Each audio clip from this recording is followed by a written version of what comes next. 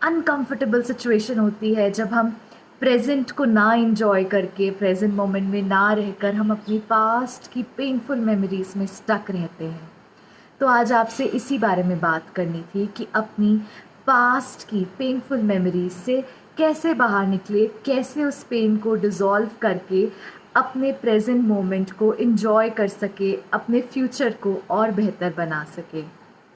नमस्कार, आप सब कैसे हैं? आज एक बहुत ही इम्प्रॉम्प्टू वीडियो है जहाँ बस मैंने कैमरा उठाया और मैंने रिकॉर्ड करना शुरू कर दिया।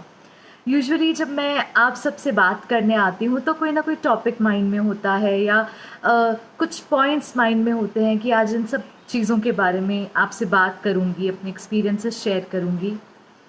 लेकिन आज शायद उन दिनों में से एक दिन है जब आपको एक स्ट्रॉन्ग इंट्यूशन आती है कि आज इस बारे में बात करनी है और अभी करनी है।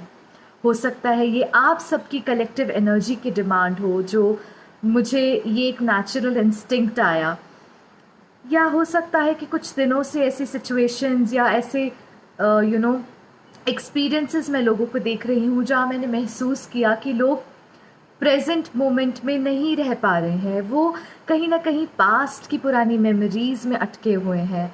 और ये बहुत ही एक अनकंफर्टेबल सिचुएशन होती है जब हम प्रेजेंट को ना इंजॉय करके प्रेजेंट मोमेंट में ना रहकर हम अपनी पास्ट की पेनफुल मेमोरीज में स्टक रहते हैं। तो आज आपसे इसी बारे में बात करनी थी कि अपनी पास्ट की पेनफुल मेमोरीज से कैसे बाहर निकले, कैसे उस पेन को डिज़ोल्व करके अपने प्रेजेंट मोमेंट को इंजॉय कर सके, अपने फ्यूचर को और बेहतर बना सके। तो चलिए बात करते हैं कि हम कैसे इन पेनफुल मेमोरीज़ के साथ डील करें या कहीं कि इन्हें डिज़ोल्व करें, क्योंकि अगर आज में भी आपका कल समाया हुआ रहेगा, वही पेन रहेगी, तो वो फिर से रिपीट होके आपका फ्यूचर बनेगा और हम ऐसा नहीं चाहते। तो बहुत ज़रूरी है इन मेमोरीज़ को, इस पेन को अपने जहन से निकालना, डिज़ोल्व करना। दोस्तों, हो सकता है कि आज की रिकॉर्डिंग के दौरान आपको ये फ्लोइंग रिवर स्ट्रीम की आवाज़ पीछे से सुनाई दे रही हो, जिसे मैं तो बहुत प्यारा यूनिवर्सल साइन मानती हूँ, क्योंकि शायद कहीं ना कहीं आज हमें नेचर भी सपोर्ट कर रही है इस इनिशिएटिव में जो आज मैं लेकर आई हूँ। Because water does not only clean your physical body, लेकिन पानी एक इतना बड़ा क्लेंजर है जो आपके इमोशंस को, आपकी मेंटल पेन, ट्रॉमास, सबको क्लीन करने की शक्ति रखता है। और दूसरा, मुझे ये बहुत ही थेराप्यूटिक लगता है बिकॉज जो फ्लोइंग रिवर की जो साउंड होती है ना, वो अपने आप में इतनी मेलोडियस है कि बिना कुछ किए अगर आप 2 मिनट फोकस के साथ भी सुन लेंगे तो बिना कुछ किए आपकी वाइब्रेशंस इतनी हाई हो जाएगी।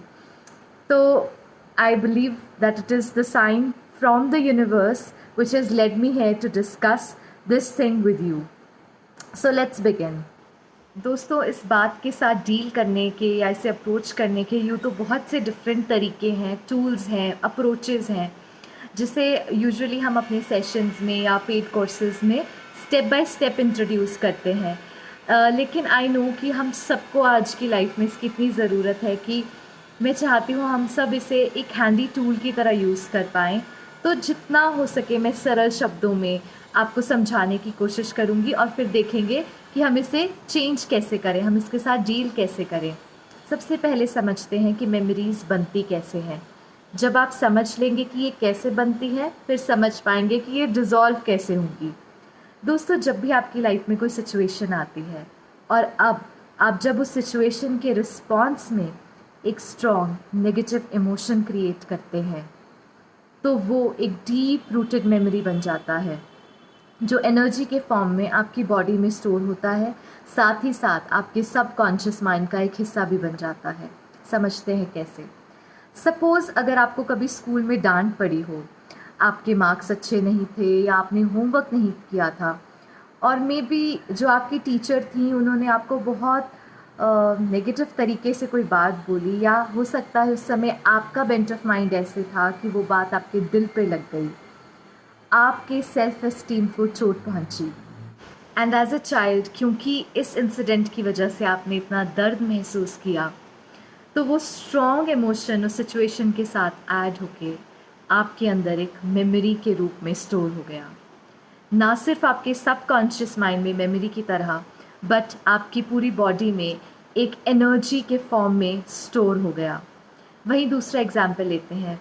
सपोज़ कभी आपकी आपके पार्टनर के साथ लड़ाई हुई और उन्होंने गुस्से में आपको कोई बहुत ही मीन बात कह दी, बहुत ही गलत बात कह दी, और आपको उस बात की वजह से इतना ह्यूमिलिएटेड या लो सेल्फ एस्टीम फील हुई या अनलव्ड फील हुआ, that the pain, the emotion of pain was there inside you, so deep rooted कि अगेन वो एक मेमोरी की तरह आपके अंदर स्टोर हो गया, क्योंकि उस इंसिडेंट के साथ क्या अटैच था, वो स्ट्रॉन्ग इमोशन। दोस्तों, वहीं आपने दूसरी तरफ महसूस किया होगा कि कभी कभी कोई बहुत बड़ी बात भी हो जाती है, लेकिन अगर उस दिन हमारा मूड अच्छा हो, हमें उतना फ़र्क ना पड़ रहा हो या हमने इतना रिस्पॉन्स ना दिया हो, तो वो बातें शायद हमें याद भी नहीं रहती। बातें कौन सी याद रहती हैं, कौन सी मेमोरी की तरह स्टोर होती हैं, जिनके साथ इमोशन अटैच हो जाता है, स्ट्रॉन्ग नेगेटिव इमोशन। अब जब समझ लिया कि पेनफुल मेमोरी किसका आउटकम है, एक स्ट्रॉन्ग नेगेटिव इमोशन का, तो हो गया ना समझना आसान कि अगर strong negative emotion painful memory बनाता है और उस पेनफुल मेमोरी को डिज़ोल्व करना है, तो क्या करना पड़ेगा? उस स्ट्रॉन्ग नेगेटिव इमोशन को सब्स्टिट्यूट करना पड़ेगा हैप्पी पॉजिटिव इमोशन के साथ। अब आप कहेंगे कि इंसिडेंट तो हो चुका, अब वो चीज़ कैसे करें? इसको अप्रोच करने के भी दो बहुत आसान तरीके हैं।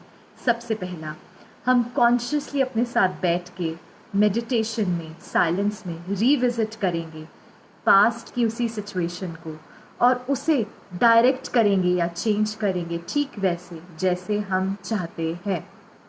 दूसरा तरीका, या तो हम वो मेडिटेशन के थ्रू विजुअलाइज करके कर सकते हैं। Second method is to script down that situation. जी हाँ, जैसे एक डायरेक्टर अपनी फिल्म की कई एंडिंग्स बनाता है और उसे अकॉर्डिंगली चेंज करता रहता है जैसे जैसे फिल्म बनती है, वैसे ही हम इस एंडिंग को सैड ना होकर हैप्पी एंडिंग बनाएंगे। उस पूरे सीन को लिखेंगे प्रेजेंट टेंस में, पर एंडिंग वही देंगे जो हम चाहते हैं। फॉर एग्जाम्पल, दोनों चीज़ों का एक एग्जाम्पल लेते हैं और फिर समझते हैं कि ये कैसे करेंगे। अब सबसे पहले हम उसी फर्स्ट एग्जाम्पल पे जाएंगे। टीचर ने आपको डांटा, स्कूल था, स्कूल के डेज थे, आप यंग थे, आपने वो चीज़ फील की, लो सेल्फ एस्टीम फील हुआ, पेन क्रिएट हुआ, बन गई एक पेनफुल मेमोरी। दोबारा से रिविज़िट करेंगे उसी सीन को वही बच्चा बनकर। अब इसे हम दो तरीके से अप्रोच कर सकते हैं। एक, या तो आप अपनी टीचर का एक्शन अपने टूवर्ड्स चेंज कर देंगे या अपना रिस्पॉन्स। पहली चीज़ पकड़ते हैं और उससे समझते हैं।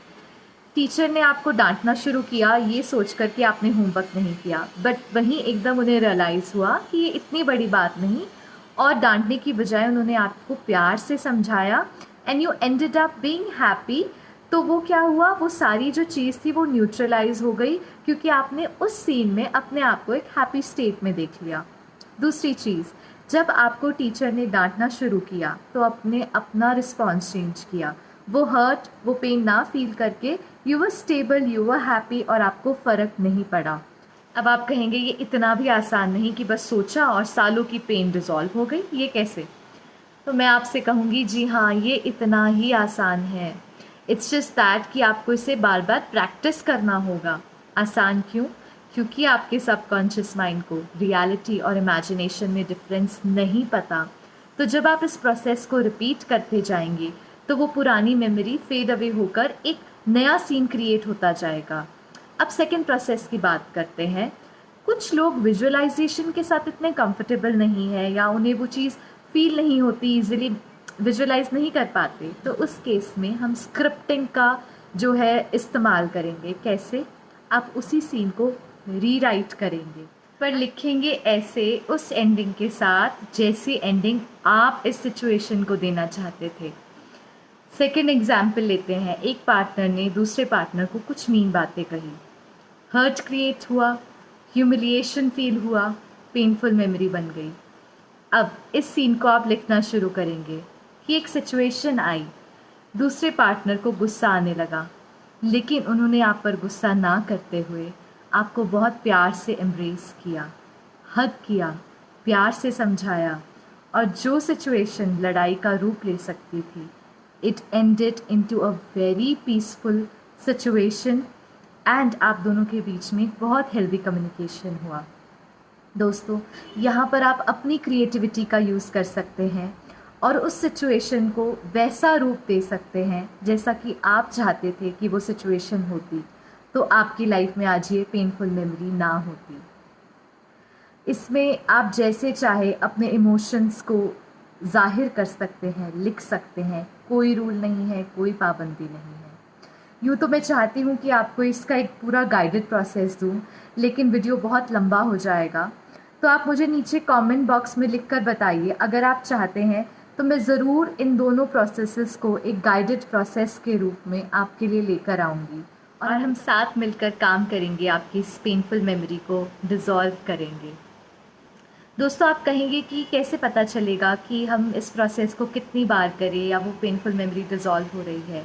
तो इसका आंसर है कि जब आप बार बार उस मेमोरी को रिविज़िट करेंगे और पाएंगे कि अगली बार वो दर्द की अनुभूति कम होती जा रही है, आपको उस तरीके से महसूस नहीं हो रहा वो दर्द जैसे कि पहले होता था, तो आप जान लीजिएगा कि वो दर्द कम हो रहा है, वो मेमोरी डिज़ोल्व हो रही है और एक समय ऐसा आएगा कि आपको वो बात याद ही नहीं रहेगी।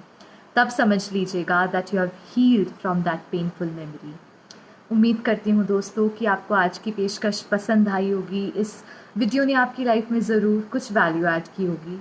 आप सबका बहुत बहुत शुक्रिया, यूनिवर्स का शुक्रिया, जो ऐसी गाइडेंस देकर शायद आपके पास ये कंटेंट पहुँचाया। अगर आपको ये पेशकश अच्छी लगी तो मेरे चैनल को ज़रूर सब्सक्राइब कीजिएगा, जुड़े रहिएगा। आगे भी ऐसे ही टॉपिक्स पे हम बात करते रहेंगे। इस वीडियो को ज़रूर ज़्यादा से ज़्यादा लोगों के साथ शेयर कीजिएगा। मेरे साथ जुड़े रहिए। बहुत बहुत शुक्रिया, तहे दिल से शुक्रिया। नमस्ते।